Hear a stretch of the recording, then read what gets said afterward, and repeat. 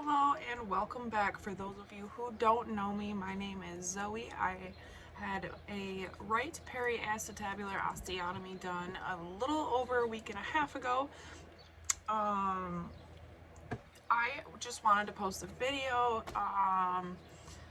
to give you guys some little tips and tricks that I have found through my first week and a half that have been incredible. Mostly these things are going to be items that helped me a lot.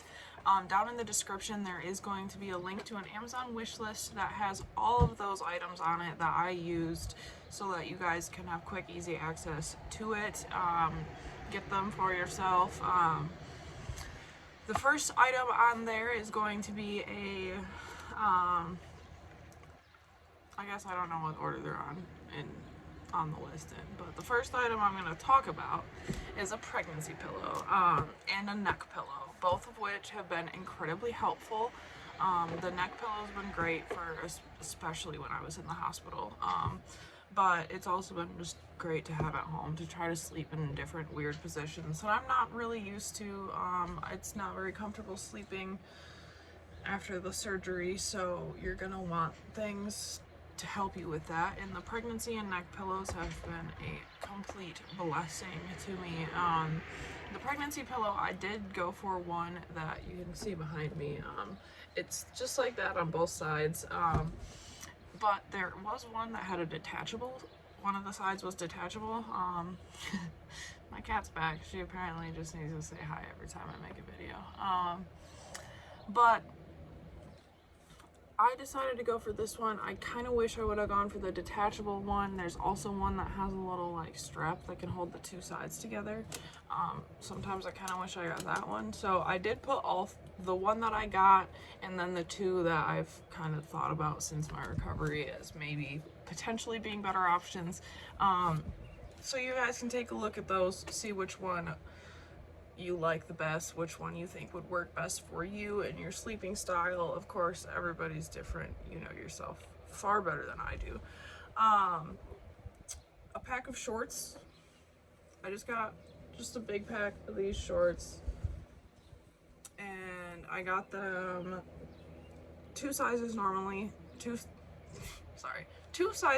than I would normally wear, just because you are going to have a lot of swelling, but they are very stretchy, so I mean you could probably go with just one size, but frankly I've loved the fact that they're so much bigger because I can just, when I wear them, just shove my ice pack down in there with it, with my leg, and like the elastic band on either end. This is not very elastic, but it's really not tight, and if you absolutely had to, you could cut that little piece right there just for your leg if it is too swollen. But those bits of elastic help hold that ice pack in place. The other thing, I cannot find my snap-on underwear right now to show you, but they are in the link. But these snap-on shorts, these ones in particular that are on the list, are very, very soft on the inside. And the first couple days when I was in bed, I am generally kind of a cold person, but like my room was 80 degrees, but I was still cold just from having ice packs all over my leg, and just, I think because I wasn't moving. So the fact that they are a little warmer was nice, regardless of the fact that we're having a hot week here in Michigan, my first week out of surgery. But if it's gonna be winter when you're having your surgery, or if you are even more of a cold person, I would, I guess, suggest get a pants snap-on version, but that's totally up to you what you're more comfortable with. I liked the shorts because I wore a lot of compression socks, not even necessarily for the blood clot aspect, but I just think they're very comfortable. Call me weird for that, I don't know. I work on my feet all day, and normally I'm a bartender generally, so I wear them to work all the time because they're incredible, and you know, they feel good. The next thing is you'll see a little pack of items. It's called a neck and hip recovery pack. pack or something like that. And it has 5 different things in it, I think, maybe 6. It has the loop that I use to help lift my leg up. It has a little grabber tool that helps me get things from too far away. Also, it has that little stick thing right behind me to help me with my blankets. It had a loofah on a stick, so it has 6 things. A shoehorn, and then a device to help you put socks on. My compression socks, it doesn't really work to help put those on, so and those have all I really put on, other than my fuzzies or my grippy slippers.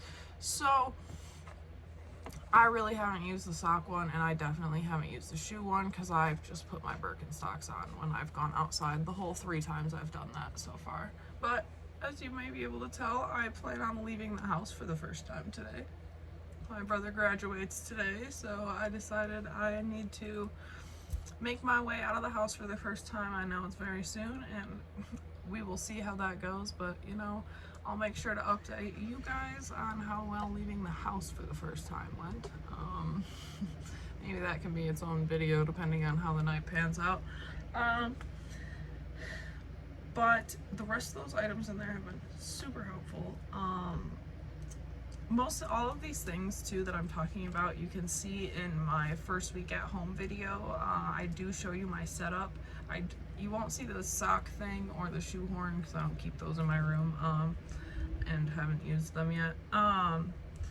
But you can see all of these things in that video if you want to kind of see them more in action. You know, I'm sure you'll see them throughout my videos also. Also a shower chair. The shower chair that I got, I have a bathtub, so I got a bench transfer, which is very helpful. I don't know, I know now that if I would have gotten a regular chair, I would have really regretted it. If you have a walk-in shower, then I'm sure that just a regular chair would be fine. But if you have a bathtub, especially if it's your operative leg that has to go in first, then depending on the way your shower is, I would definitely suggest to get the transfer bench, which that is also on that list down there. I also got a shower head that has a super long hose. That way I'm able to kind of it also has an on and off switch right on the shower head. So I'm able to, while I'm still standing with my crutches, grab the shower head off, click it to off, and then stick the shower head around the little handle on the shower chair, and then I can turn on the bath faucet and let it warm up, and then I usually get undressed at that point while I wait for it to warm up, and then I can switch it to the shower and then sit down, get myself situated, and then click it right on the shower head to turn on. That way I don't end up getting water everywhere, and also that I don't end up getting water on my clothes as I'm trying to get into the shower, or I don't fall. I was given 2 rules when I left the hospital. You will probably have the same. 1 is don't bear weight, and 2 is don't fall. Those were the only 2 big rules I was given when I left, so I try to avoid them. Also, magnesium citrate. That is also in there. It is a liquid laxative. I know myself, I usually do okay with it, but there's something about this surgery that being on the pain medication and everything, just trust me, don't go a week without it like I did, because you will regret it. So just start off doing it. You can start off at small doses, and if it's not making things move along, then up your doses. But I generally do fine with after surgery. I've had a couple surgeries before, and I've never had this problem with pain medicine afterwards, so when they had mentioned it to me prior to surgery, I was like, I'll be fine. But You can ask my mother who received my sobbing phone call. Just get it. Prepare yourself.